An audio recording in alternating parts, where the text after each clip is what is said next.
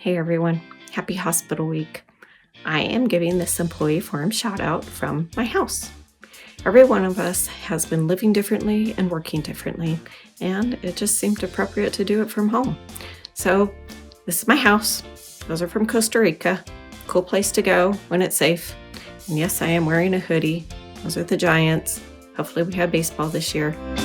Welcome to our virtual employee forum in May 2020. What a month we've had. And first of all, I just want to thank all of you for your commitment, your compassion to each other and our patients. During the last month, it's been a bit of a challenge, and we really appreciate all the support that you've given to each other and to our community. And making decisions for all of our employees has been interesting, and so we appreciate you, whether you are at Seasons, Rexford Medical, our surgical center, or at the hospital. Thank you for all that you're doing and all that you've done to support us and our community in the last several weeks. Well, hello everybody. Thanks for watching today, and also I want to thank everyone for everything they've done and all the sacrifices that everyone is making during our response to the current pandemic. It's sure been an interesting time. I want to give out a special shout out to our nurses during Nurses Week. We love all of you, and thank you for choosing your profession and for all that you do for us and for our community. Okay, well, those of you that have had the misfortune to visit me in my office knows that this is how my desk always looks, nice and clean. But want to send my greetings to all of you from the office where paperwork comes to die, and let's talk through our financial results through the end of March of this year. When I started thinking about Hospital Week and trying to decide how to show my appreciation to all of you, I started reminiscing about when I went into healthcare. As many of you know, I went into healthcare for a son of mine who is sick, and I went into nursing. And when you go into nursing, you get this really cool ceremony when you graduate, and it's called a pinning ceremony. And at that pinning ceremony, many of us had the opportunity to recite the Florence Nightingale Pledge. And as you've heard through Nurses Week, it is the 200th birthday or anniversary, if you will, of Florence Nightingale. But I went back and I was looking through when I had said that pledge, and there's just one phrase that I thought I would read to you. And it seems like it kind of sums up everything that we're going through right now. It says, "With loyalty, I will dedicate myself to devoted service for human welfare." What we decided to do at our practice, based on our individual patient population and the different types of patients we see, is we put a sign on our door that just asked our patients that if they really suspected that they might have coronavirus, to please stop here and not come in and just go back to their cars and call us. And if they did that, then we would actually screen them from their cars. And that's still in effect, and it's going to be in effect indefinitely, because really if a patient strongly suspects that they have that, we'd really rather screen them in their car, make sure they're not horribly, horribly ill and need to go to the hospital, do their swab to screen them, and then send them home to isolate so that we avoid exposing other patients and potentially our staff. Now, not all patients do that, not all patients suspect they have it, and so of course if a patient comes in with a sore throat or some other respiratory symptoms, which of course they do, our approach is just to make sure that any patient with respiratory symptoms masks up here at the front desk, and then all of our sick patients right now go this way, and they'll go through this separate door to a different set of rooms that we have, whereas patients that are here for more routine, preventive, prenatal care visits, well child visits, vaccinations, and so forth, will go a different direction back to a different set of rooms where we can sort of separate the well and the sick patients. You'll recall from our last meeting that we were hopeful for a rebound in this coming quarter, and certainly started off in a good way with January and February. However, March, with the suspension of elective procedures, kind of ended in a thud, and results show that. However, there are some bright points that I want to share with all of you. Through March, our total patient revenue is just ahead of budget. We have $81,835,834 in total patient revenue. That compares favorably to last year by $11 million. And one of the major changes there is the addition of seasons to our consolidated statements. So once again, welcome to Seasons. And also the growth of service lines, the growth of orthopedic surgery, the growth of pharmacy, growth of oncology and chemotherapy services, sleep lab services, lab, just across the board has been really, really helpful to our patient revenue. As you know, we are making decisions day by day, and it looks like maybe we're in a little of an uptick for patient volumes. Our surgeries have started back up, and we're hoping in the next 2 weeks to open up for inpatient surgeries. We're making that decision along the lines of the health district and to state and other factors with our governor's orders, and we're trying to be very deliberate in keeping our patients safe and making sure our staff are safe. So thank you. We'll continue to give you updates around our patients and our patient care and our patient volumes, but we appreciate all that you've done to help our patients feel safe. We've heard that over and over again from patients and families who have visited our hospital, that they have felt welcome, they have felt safe, they have felt comfortable, and we appreciate all that you've done. Okay, so I'm standing here today outside my little practice where I spend a lot of my time seeing patients here in the community. And here in my neighborhood, there's other practices, like across the street is Madison Women's Clinic. They see a lot of patients there. We love them. Dr. Christensen's right here. Just down the street is Upper Valley Orthopedics. Here in our broader community, there are a lot of other practices that I can think of. Teton Medical Group does a lot of primary care in the community. Grand Peaks Medical. We have our urgent cares, community care, and Fall River Medical. We have a lot of good specialists that see our patients. Dr. Hansen, one of our surgeons.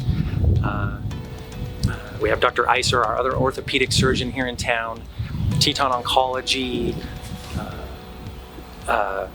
Huntsman Cancer Group that sees our patients at the hospital. There are so many different physicians here in our community that aren't necessarily part of the hospital. Of course, we have our own clinics, Rexford Medical Center and Seasons, that we run and manage. But I think sometimes as a hospital, it's important to remember that we're only one part of a larger medical ecosystem, and we don't function independently. And the pandemic and the effects that it's had have affected all parts of that ecosystem. And it's not just the physicians, you know. We have nursing homes and assisted living facilities. We have providers that do physical therapy and occupational therapy, as well as counseling, all kinds of health care that get provided.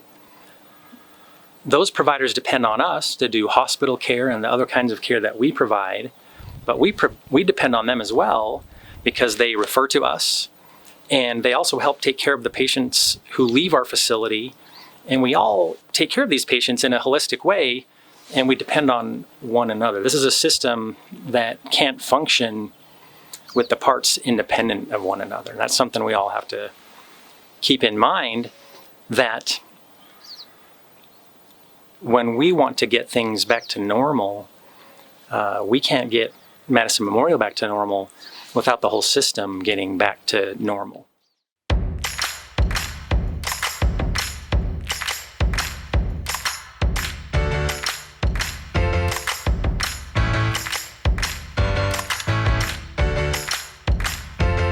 There are home health care companies, and there are nursing homes in our community, and there are physical therapy providers and all kinds of different healthcare providers that provide care in different ways and in different settings and in different proximities to different demographics of patients.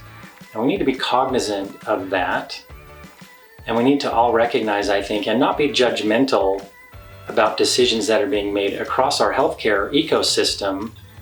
And I also think we need to recognize that these decisions that get made may change. And that doesn't mean that the things that we were doing yesterday are wrong.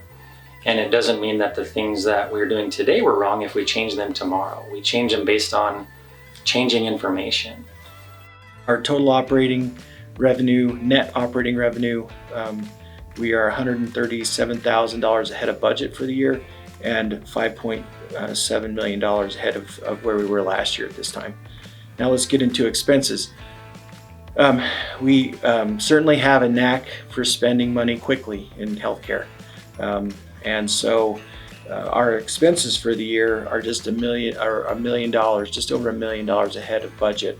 And they are, these are tiny numbers, tiny big numbers, $8.4 million ahead of last year at this time. We've had some increases in bad debt. We've had some increases in salaries and wages, supplies, all those areas we've seen increases. And then we've had some areas where we've seen decreases like repairs and maintenance and things of that nature. Now that I've said repairs and maintenance, something's gonna break, so I'm knocking on fake wood that won't happen. You'll notice that on the campus we've continued to do some projects, and we'll talk a little bit more about some of those and how those are going, but I just want to highlight one that you'll likely see in the next few weeks, and that is we are adding some beds to our sleep lab, and to do that we are going to add 2 beds and move us to the backside of Med-Surg. Total net income for the year is at $1.5 million through March. Our budget is $1.9 million, so we're behind budget. We're behind prior year by about $2.8 million, and we're not quite at our goal for net income margin of 5%. We're at 3.2%. Now, we don't expect that April is going to help, and probably not May or June either. And so we are buckling in for what is going to be a challenging remainder of the year financially. And of course, the finances are only part of the story and a small part of the story.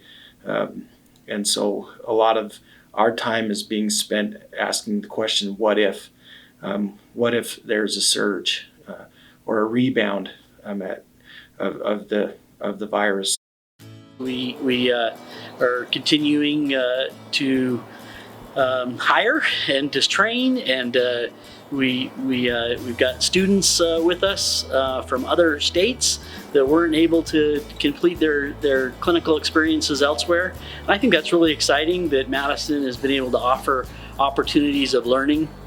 Our education department has done a great job with our COVID team, and you'll also note in the next upcoming days we'll be opening our education center, our new sim lab, and our education services, and down our main hallway, and that's kind of exciting as we continue to provide education and training to our staff.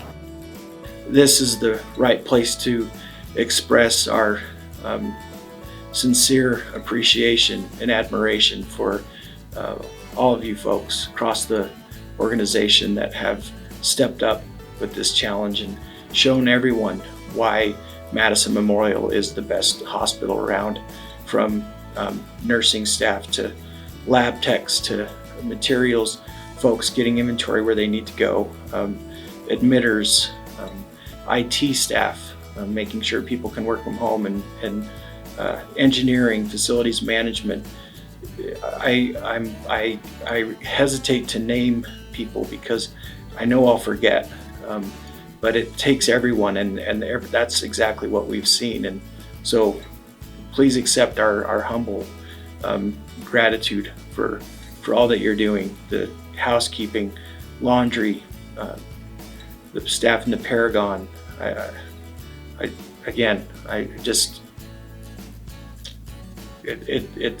It brings a smile to our face to think of all of the good people that are involved in making sure that we're going to get through this in the best way possible, and are getting through it. Due to the need to continue social distancing practices, we will not be able to celebrate Hospital Week as we have in the past. And we are not going to be holding our Rexburg Rapids pool party this year. Now that's the bad news. The good news is we determined, since we couldn't do these two things, that we would put those funds into a different gift for you for Hospital Week.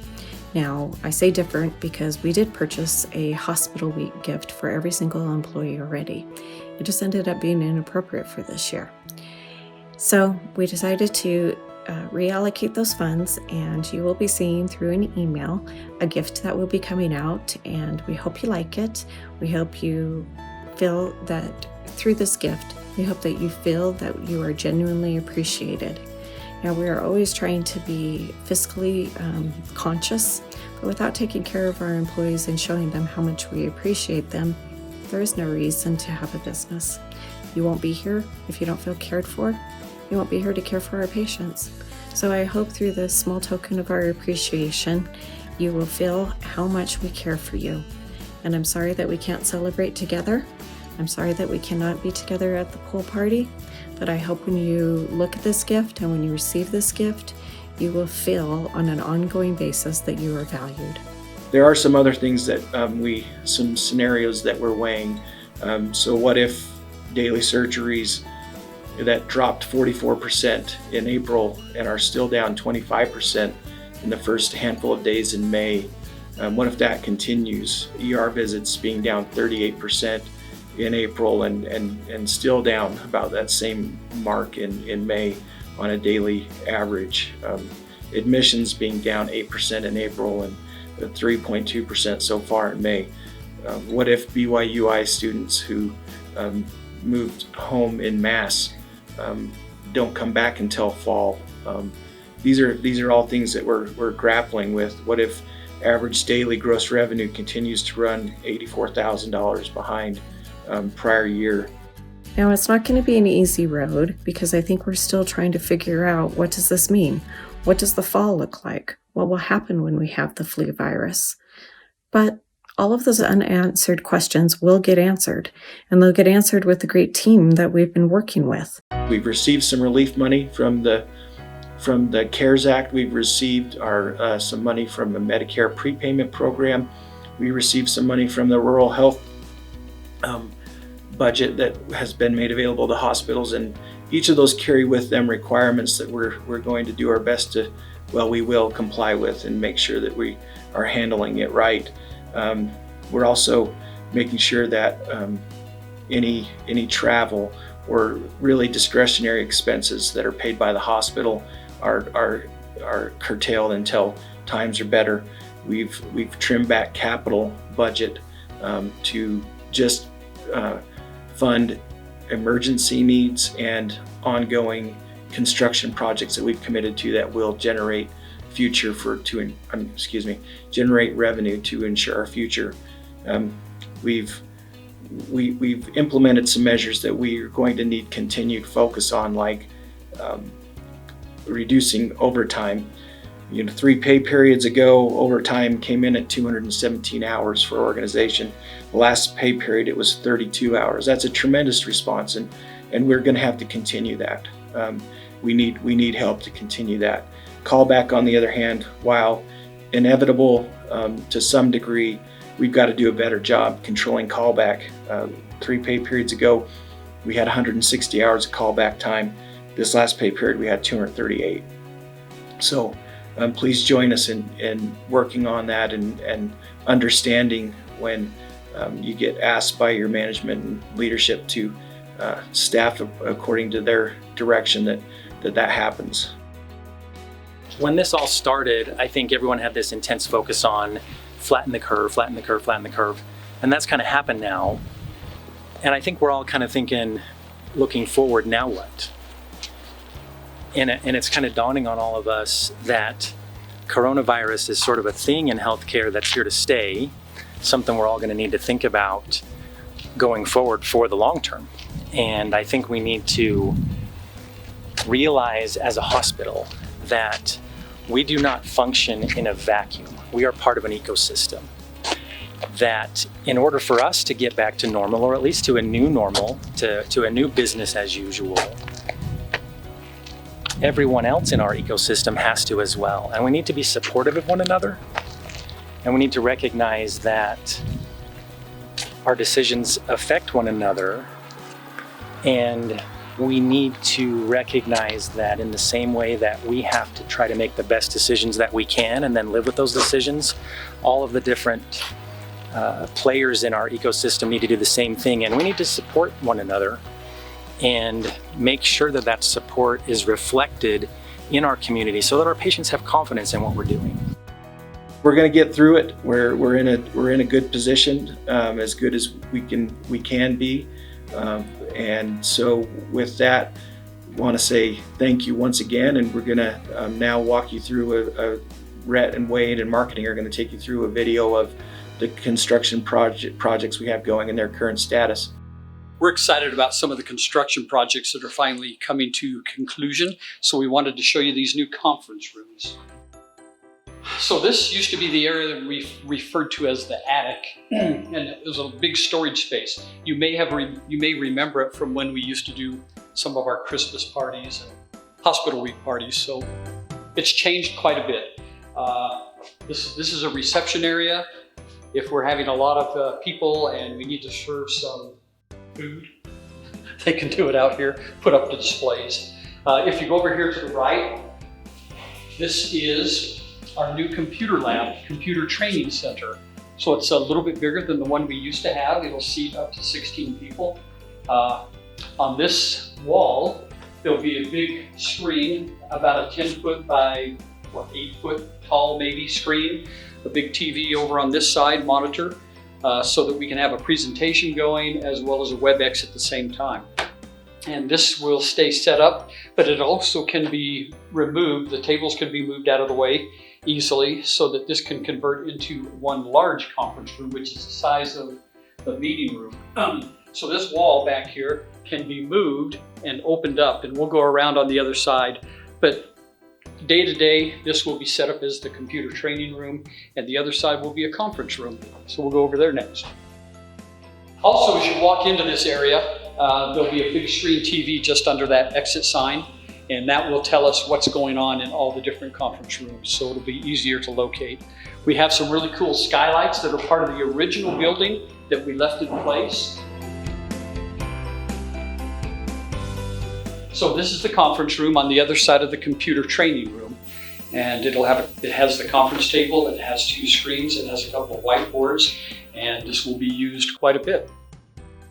So if you want to look over here at this door and exit sign, eventually in October-ish, that will be our main conference room, a huge conference room that will seat about 250 people, or it can be divided in 2, just like the computer lab in this conference room is divided. And we can have 2 smaller rooms that will seat 100 to 150 people, or one large one for 250 people.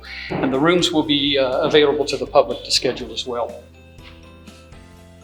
So we're going to go down this back hall. This conference room has 2 entrances on either end, but we're going to go back here, and we don't have the signage up yet, but this is our new BAM room, about the size of the old one, but this one, as an extra added feature, has a supply and return for our HVAC system, so you shouldn't overheat when you're doing your CPR training.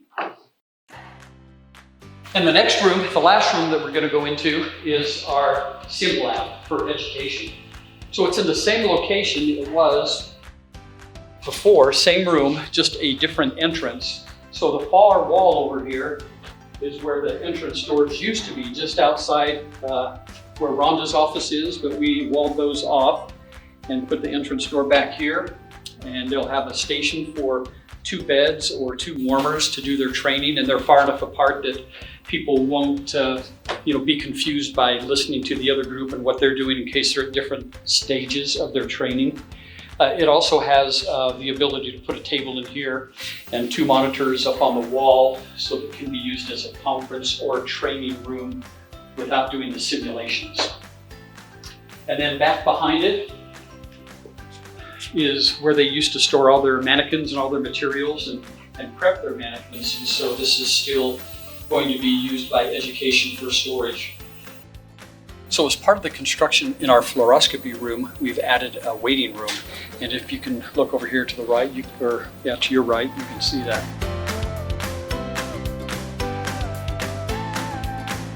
So this is the fluoroscopy room that we've added a new fluoroscopy machine. The wall bucky is on this side, and it's just a lot more versatile than it was in the past. And so I think all the staff is excited about having this upgrade.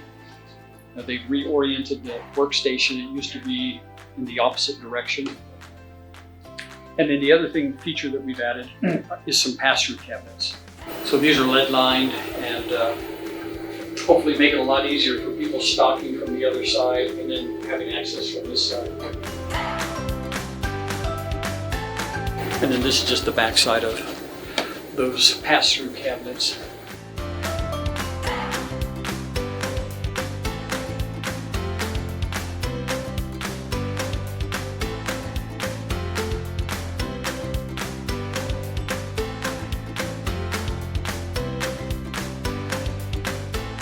So this is another recent addition to the hospital. It's called a CHIP plant. It stands for Combined Heat and Power. So we added this so that we could heat our sidewalks, especially for our new parking lot on the south side of the building for those that are coming in to labor and delivery, to infusion therapy, and for physical therapy. It just makes a lot safer entrance for those folks. These also produce electricity, and so we've got backup power or primary power for some of the systems we have that we haven't had on generator power. So we have a redundant system to help us with our power. It's fairly quiet, as you can hear. These things are running at 100% right now, and you really can't tell they're there. We have another set of these down just by the day surgery entrance. So we have 4 CHIP plants, 4 combined heat power units. So these are the CHIP plants, the combined heat and power plants down by day surgery. And as you can see, we've tried to leave as much landscaping in place as possible so it kind of blends in and hides the plants. But again, they don't make a lot of noise, and they feed the hot water that goes down this sidewalk to my left to make it a lot safer entrance for physicians that are coming in at all hours of the day and night, especially during the winter. So we hope that you will, if you have questions or concerns, please reach out to your managers or any of us in administration. We're happy to answer those questions and concerns as they come up. And we're just anxious to get into summer and maybe start seeing faces and not just masks. Thanks for all you do. Appreciate you. So thank you very much. As your CEO, I wish I could say we're done with all this COVID business and we are moving forward into our new norms, and thank you for all the cool lessons we learned, but hey, we're done with that stuff. Well, unfortunately, we're not done with it. But that isn't a negative thing. We have absolutely learned how resilient we are. We have learned if we continue to work as we have as a team, we will continue to succeed. And more importantly, we'll be here for our patients when they need us.